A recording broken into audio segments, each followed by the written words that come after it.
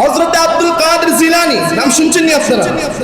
হযরত আব্দুল কাদের জিলানী মায়ের গর্ভে থেকে তিনি 18 বার কোরআন শরীফ মুখস্থ করে এসেছেন।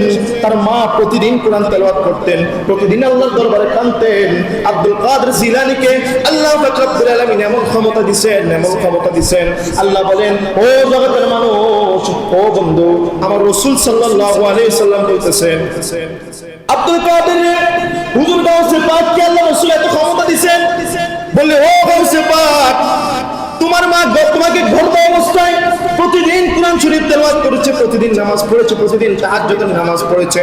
আমি নবী কোনোদিন দেখলাম না তুমি গাউসে পাককে তোমার মা গর্ভ অবস্থায় একদিন নামাজ কাজা করছে। কন্যা সুবহানাল্লাহ। আমি রাসূল কোনোদিন দেখলাম না তোমার মা কোনোদিন কাজা পড়ছে, তোমার মা কোনোদিন তাহাজ্জুদের নামাজ বাদ দিছে তোমাকে গর্ভ অবস্থায়। আমি রাসূল কোনোদিন দেখলাম না রে আব্দুল কাদের। আব্দুল কাদের, তোমারে আমি এমন ক্ষমতা দিব, বিশ্ব বিখ্যাত ওলি বানায়া দিব। একমাত্র তুমি যদি তোমার মায়ের কথা শোনো, তোমার মায়ের কথা শোনো, তোমাকে আমি বিশ্ব বিখ্যাত ওলি বানায়া দিব। কন্যা সুবহানাল্লাহ। আব্দুল কাদের দৌড়ে মার কাছে চলে আসছে। ও মা, রাসূল কি বলেছে? রাসূল কি বলেছে? আমি ঘুমিয়েছিলাম, রাসূল আমার স্বপ্নে আসলেন। আয়েশা বলতেছে আমাকে নাকি বিশ্ববিখ্যাত ওলি বানায়া দিবে। তার মা বলতেছে আল্লাহু আকবার, আল্লাহু আকবার, আল্লাহ তুমি কবুল করো ইয়া রাসূলুল্লাহ, তুমি কবুল করো। কন্যা সুবহানাল্লাহ। এই যে মা হাতটা তুলছে, একটাবার হাত তোলার কারণে আজ পর্যন্ত আব্দুল কাদের জিলানীর নাম আমরা পড়ি এবং কিয়ামত পর্যন্ত পড়বো একমাত্র তার একটা হাত তোলার কারণে, তার মায়ের একটা হাত তোলার কারণে হয়ে গেছে। কন্যা সুবহানাল্লাহ।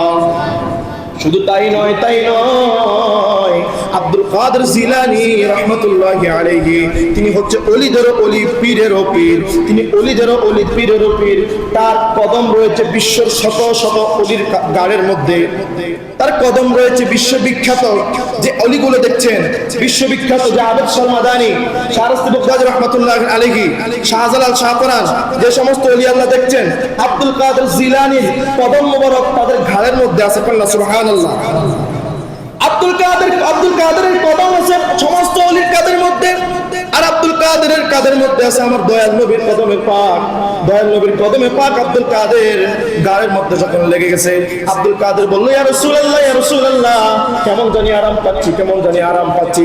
আব্দুল কাদের জিলানী তিনি স্কুলে গেলেন, দেখেন এলেমের কি ফজিলত, রাসূল তাকে কি পরিমাণ এলেম দিয়েছেন। তিনি স্কুলে গেলেন, মাস্টার মশাই জিজ্ঞেস করলেন আব্দুল কাদের কায়দাটা খোলো। কায়দাটা খোলার পরে আব্দুল কাদের বলল, উস্তাদ জি বলতেছেন আলিফ বলো, বলতেছে বা, বলে তা বলো, বলে তা তা জিম হা খ দাল। সুবহানাল্লাহ। আব্দুল কাদের তুমি আমার সাথে বলো আলহামদুলিল্লাহি রাব্বিল আলামিন।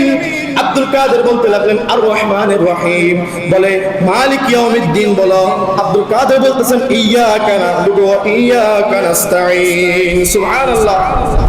মাস্টার মশাই আব্দুল কাদেরকে বলল, আব্দুল কাদের রে তুমি আমার সাথে বলো আলিফ লাম মিম। আব্দুল কাদের বলতে লাগলেন যালিকাল কিতাবু লা রাইবা ফীহি হুদাল লিল মুত্তাকিন। আল্লাহু আকবার। এবার মাস্টার মশাই বড় অবাক হয়ে গেলেন। মাস্টার বলতে লাগলেন তাবারাকাল্লাযী বিয়াদিহিল মুলকু ওয়া হুয়া আলা কুল্লি শাইইন কাদির। আব্দুল কাদের তারপরে বলতেছে কোরআনের যেই জায়গা থেকে মাস্টার মশাই বলতেছেন তার পরের লাইন থেকে আব্দুল কাদের জিলানী হুজুর গাউসে পাক শুরু করেন। সুবহানাল্লাহ। আর হুজুর বলেন না সুবহানাল্লাহ। হুজুর গাউসে পাক সেই দিন ঘরে আসলেন। ঘরে আসার পরে তিনার উস্তাদজি তার মায়ের সাথে দেখা করলেন। ও আম্মুজি, তোমার সন্তানকে আমি আলিফ বাতা পড়াইলে তারপরের অক্ষর তিনি বলেন, আমি তোমার সন্তানকে আলিফ লাম মিম পড়াইলে তিনি বলেন যালিকাল কিতাবু লা রাইবা ফীহি। আসলে রহস্যটা কি? এত ছোট একটা বাচ্চা কোরআন শরীফ পুরো দেখতেছি মুখস্থ, পুরো দেখতেছি মুখস্থ। এবার তিনার আম্মা জান বলতেছেন হুজুর আমার সন্তান আব্দুল কাদের তিনি পুরো কোরআন শরীফ মুখস্থ করে নাই গো হুজুর। আমার গর্ভে থাকা অবস্থায় আমি 18 পারা কোরআন শরীফ একদিন টানা পড়ছিলাম। টানা পড়ার পরে আমি দেখলাম কোরআন শরীফ পড়া শেষে আমি একটা হাসি দিলাম হুজুর। কি দিলাম? হাসি দিলাম। আব্দুল কাদেরের মা একটা হাসি দিলেন। আব্দুল কাদেরের মা বলতেছেন হুজুর আসল ঘটনাটা কি জানেননি? আমি 18 পারা কোরআন শরীফ টানা পড়ছিলাম, পড়ার পর আমি একটা জোর করে একটা হাসি দিয়েছিলাম। হাসি দেওয়ার পরে বলছি আলহামদুলিল্লাহ, আলহামদুলিল্লাহ বলার পরে কে জানি গায়বী ভাবে বলতেছে ইয়া আরহামুকাল্লাহ, ইয়া আরহামুকাল্লাহ, সুবহানাল্লাহ।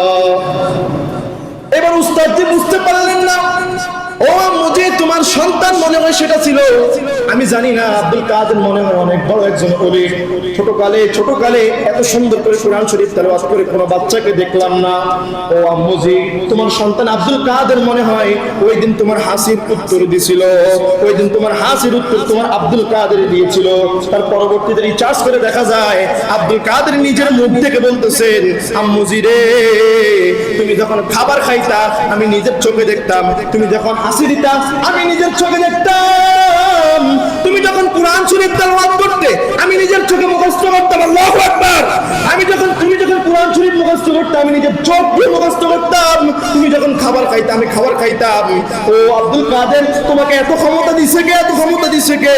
আব্দুল কাদের ডাক দিয়ে বলতেছে, ও জগতের মানুষ, এই ক্ষমতা আমার নিজের কোনো ক্ষমতা নয়, এই ক্ষমতা হচ্ছে স্বয়ং আমার আল্লাহর বেলায়েতের পাওয়ার। আল্লাহু আকবার।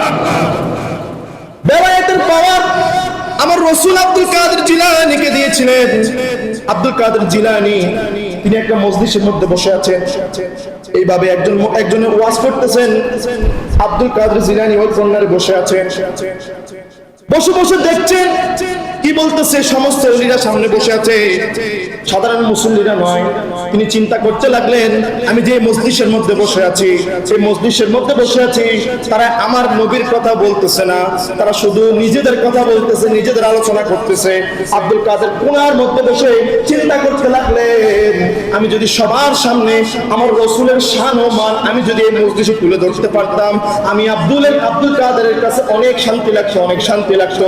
এবার আব্দুল কাদের চিন্তা করলেন, আমি যদি মজলিসের মধ্যে আমার রাসূলের শান বলতে পারতাম, আমি আব্দুল কাদেরের মনটা শান্ত হয়ে যাইতো। এই কথা বলতে বলতে বলতে বলতে হুজুর গাউসে পাক ঘুমায়া পড়লেন, কর্নারের মধ্যে ঘুমায়া পড়লেন। সুবহানাল্লাহ বলেন। কর্নারের মধ্যে ঘুমায়া পড়ার পরে তিনি স্বপ্নের মধ্যে দেখতেছিলেন আমার রাসূল পাক সাল্লাল্লাহু আলাইহি ওয়াসাল্লাম হুজুর গাউসে পাক সাল্লাল্লাহু আলাইহি ওয়াসাল্লামের সামনে এসে দাঁড়াইলেন। সুবহানাল্লাহ। হুজুর গাউসে পাকের সামনে এসে হাজির হয়ে গেলেন। রাসূল পাক সাল্লাল্লাহু আলাইহি ওয়াসাল্লাম বলতেছেন, ও আব্দুল কাদের রে, তুমি আমাকে স্মরণ করেছো। আমি নবীজি মদিনার মধ্যে থাকতে পারি নাই রে, আমি ছুটা তুমি আব্দুল কাদেরের কাছে চলে আসছি। সুবহানাল্লাহ। আপনারাই বলেন, রাসূলকে যদি এই মুহূর্তে আপনি সামনাসামনি দেখেন, আপনার কি হুঁশ থাকবে সাথে? রাসূল এমন সুন্দর ছিলেন, তিনি লাবণ্যময় সুন্দর ছিলেন, তিনাকে যদি আপনি দেখেন এই মুহূর্তে আপনি অজ্ঞান হবেন, এটা 100% গ্যারান্টি। সুবহানাল্লাহ। হুজুর গাউসে পাক সাল্লাল্লাহু আলাইহি ওয়াসাল্লাম তিনি কর্নারের মধ্যে বসে ঘুমিয়ে পড়লেন। রাসূল আয়েশা বলতেছেন, আব্দুল কাদের রে, তুমি যেই কথা বলেছ এই মজলিসের মধ্যে আমার শান ও মান তুলে ধরবা, আমি রাসূল সহ্য করতে পারি নাই, তাই মদিনা শরীফ থেকে চলে আসছি তোমার কাছে। এইবার রাসূল পাক সাল্লাল্লাহু আলাইহি ওয়াসাল্লাম আব্দুল কাদের রে বলতেছে, আব্দুল কাদের, ও হুজুর গাউসে পাক, ও পাগলা রে একটু আগ কর। সুবহানাল্লাহ। পাগলা তুই একটু হা কর। রাসূল বলতেছে তুই একটু হা কর। আব্দুল কাদের এইভাবে হা করলেন। রাসূল বলতেছেন হা কর, হা করে তুই ধরে রাখছে। রাসূল পাক সাল্লাল্লাহু আলাইহি ওয়াসাল্লাম নিজের থুতু মুবারক আব্দুল কাদেরের মুখের মধ্যে ঢাইলা দিলেন। সুবহানাল্লাহ। একবার নয়, দুইবার নয়, টানা 6 বার আব্দুল কাদের জিলানীর মুখের মধ্যে রাসূল পাক সাল্লাল্লাহু আলাইহি ওয়াসাল্লামের থুতু মুবারক দিলেন। থুতু মুবারক দেওয়ার পরে রাসূল পাক সাল্লাল্লাহু আলাইহি ওয়াসাল্লাম বলতেছেন, ইয়া আব্দুল কাদের জিলানী আলবিদা। এবার আলবিদা বলছে আরে আব্দুল কাদের জিলানী হঠাৎ ঘুম ভেঙে গেছে। ঘুম ভেঙে উঠা একটা চিৎকার মারছে, ইয়া রাসূলুল্লাহ, আল্লাহু আকবার।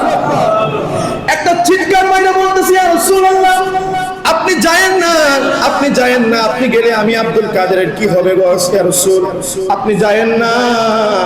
ওইটা দেখতেছে রাসূলকে কোনো আশেপাশে দেখা যায় না।